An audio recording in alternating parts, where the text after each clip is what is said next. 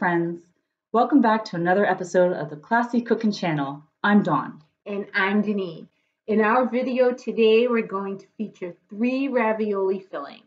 The first is a classic ricotta and mozzarella filling that I'm going to start off with. And Dawn? I'm making a pork and cabbage filling, which I thought was so appropriate because many cultures around the world have some sort of variation of it. And finally, the third filling, I'm going to take the ricotta and make an alternate version by adding pumpkin puree and sage in honor of the fall harvest. Well, it sounds delicious, so let's get started. So today, Dawn and I are going to make 3 go-to fillings for our homemade pasta and ravioli. The first one is the classic ricotta filling. And here I have 2 cups of ricotta cheese. This is whole milk. Feel free to use skim. It's just that your filling may be a little looser, so you might have to add an extra egg than what we've got going on here. So this is 2 cups whole milk ricotta. Now we're going to add 2 eggs.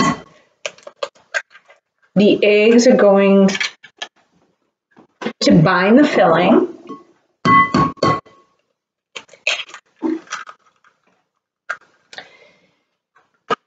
And then we're going to add a half a cup of shredded mozzarella cheese and a quarter cup of fresh grated Parmesan Reggiano actually. But feel free to change it up. It's all good. And I'm going to season it all with salt and pepper to taste. And I'm just going to mix that up a bit more. So now that we've got this mixture all set, we're going to add our classic parsley to our classic ricotta filling. Now, obviously today we're going to fill raviolis, but this is the classic mixture that you can use for lasagna or any kind of pasta, easy bake, done it with penne or any kind of shaped pasta where you boil the pasta and then let it cool and mix this filling with it. Add more of your sauce and put it in the oven to bake. We're going to do another variation with a ricotta and pumpkin filling. So here I have 1 cup of ricotta and 1 cup of pureed pumpkin. To make things a little bit easier, feel free to roast your own pumpkin. I grew my own pumpkin patch this year. So if you want to take the time and make your puree from pumpkin, you could totally do that. But the puree in the can works just as well. And that's what we're doing here today. So again, 1 cup ricotta, 1 cup pureed pumpkin, and we're going to need 1 egg to bind this. And because of the pureed pumpkin, that's already going to act as a binder. So we only need 1 egg for this process. And we'll get that well incorporated. Okay, so now we're going to add the seasonings. We'll add a pinch of pink Himalayan sea salt or any sea salt that you have on hand will work. Now, this is approximately 2 teaspoons of fresh sage. This one is chopped up. This here is more ribbony. It just depends on the texture that you like. My homegrown herbs that are very easy to do. So I'll add that in.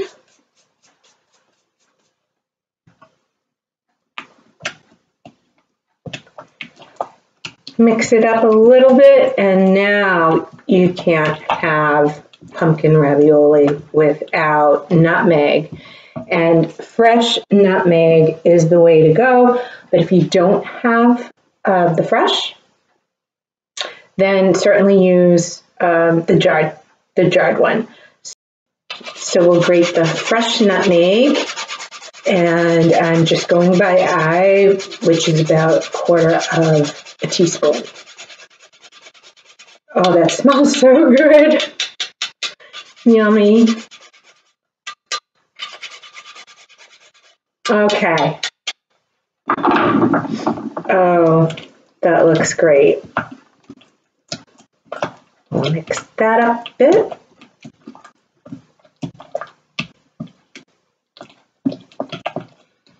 Oh, and there you have it. That's our fall pumpkin ravioli filling. And now Dawn has yet another go-to filling for us. We have one last go-to filling for you, and now we're taking it to a Pan-Asian approach. So here I have a pork and cabbage filling for you. Pretty basic, really easy. In this bowl I have 1 pound of ground pork, and to that I'm going to add some cabbage. I'm just using regular green cabbage, although typically you'll see Napa cabbage often used. You can even use red cabbage because I've used that one before too. I chopped it very finely and earlier today salted it. So I took about 10 ounces of cabbage and chopped it up. And I took a teaspoon of Himalayan pink salt, doused it all over so that it could macerate. The reason we wanted to do that is so that it could take some of the liquid out before we added it to our mixture. Remember, that liquid could leach out later on and then cause a really watery, weird consistency. We want to control how much water goes in this. Now, this was 10 ounces and it's been salted and it's been macerated. I'm actually going to use just about 1/2 of it for this particular application. So with the best tools that we have, I'm putting about 1/2 in with my hand here. You can still see some liquid is gathered in the bottom there. And that doesn't go into our mixture, thank goodness. The traditional way of mixing this is with some chopsticks. And so tonight I'm using my favorite chopsticks that I actually bought when I was in Hawaii. And I used to live there for just a brief time, and I've had them for so many years. It's been more than 20 years I've had them at this point, so they're pretty important to me. And by the magic of YouTube, I have now mixed things basically together. You're going to see the texture of this really change throughout the process here, but we've got at least a good homogeneous mixture at this point between the cabbage and the pork. I'm going to add in a pinch or 2 of pink Himalayan salt. We can go easy on the salt because that cabbage was salted previously.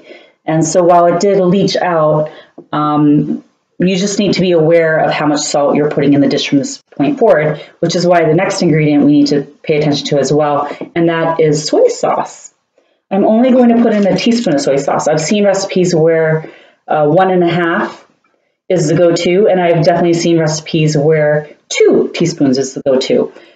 So I think you just need to moderate your own salt levels in this, and that's why I'm going easy on the soy in this case, easy on the additional salt. Now, if you weren't including cabbage, maybe you would go full salt on this because it would need some good flavoring there, but I think I have many of those things happening already. To this, I'm going to add 2 teaspoons of chopped garlic. Level, if I can get them that way. 1. Oh, nothing like garlic. I like a lot of garlic, so I think that's a pretty good amount. Obviously, hold back if you are not keen on maybe biting into garlic, but remember that it does get softer and sweeter as it cooks, and so it won't seem so aggressive in the end.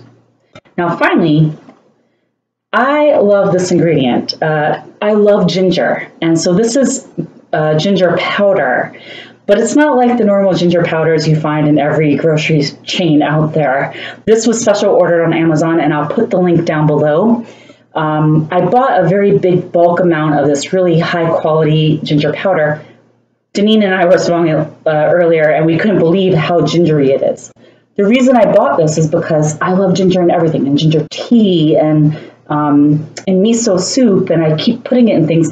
But when I buy ginger, I just can't get through all of it before it goes bad on me. And I'm not necessarily fond of the flavor once it's frozen or something like that. So this ginger powder has solved that problem for me. I always have it on hand. It's very strong. I'm going to put a teaspoon in, approximately. If you were using fresh ginger, I would say it's a good equivalent to it because it is so strong and so like fresh ginger that I think it is comparable. If you were going with your regular Mega Mart ginger, I would go maybe double the amount because it really is quite the flavor contrast, quite the difference between products. I do recommend that product. It did cost me a premium, but hey, I have ginger whenever I want in my household. So in goes an egg, courtesy of Dineen. And we want to add in some water too. I'm adding in about a half a cup. Now I started with a pound of pork, and so about a half a cup works for this. I know it seems weird that I made sure to get the water out of the cabbage and then added water in, but that's the whole thing. We want to control the liquid level. Because of this water, and it's going to look like a gooey mess, because of this water, it's going to change how juicy the final result is. But we didn't want that to come from cabbage. We didn't want a funky cabbage juice coming out and being uncontrolled in how much we had. This amount we can control. We know exactly how the texture is going to be in the end. And I'll show it to you as it changes its consistency as we start working this with these chopsticks. And it's going to be a really juicy result. That's why we're adding this water. Do you see the texture changing already? And it does take a little bit of time because I'm using chopsticks. Yeah, I'm sure you can use other instruments, other utensils you have around if that suited you better.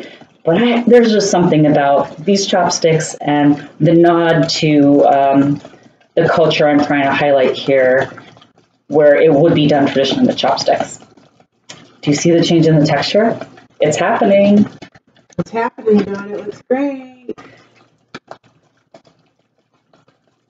And I'm sure you saw the water added at the get-go and thought, what is she doing if you never made this before? But it does make a really juicy wonton or ravioli in the end, something to that effect, some sort of filled pasta, which of course is what we're highlighting in this video. And look at this. Now, last thing I'm going to add is just some pepper to taste and mix that around. And I've seen white pepper used, and I do have that in my household too. I'm just using Dineen's pepper mill. And ground black pepper is just as great as the rest. Slightly different flavors, but to most palates, you wouldn't recognize it anyway. So here's yet another go-to filling. And of course, this can be customized to what you like. Pork and cabbage. I mean, so many cultures celebrate a pork and cabbage filling in so many ways. I was just talking to my mom, we're Polish, that this would be great in pierogi. So here you go. Another go-to and another way to fill your pasta. And that, friends, finishes off today's ravioli filling video on the Classy Cooking channel. Thank you for watching, and we hope you enjoyed. If you like this video, please hit that like button. If you are not already, please make sure to subscribe to our channel. Hit the bell icon next to the subscribe button so that you're notified every time we upload a video. We're posting cooking episodes every week. Until next time, keep it classy.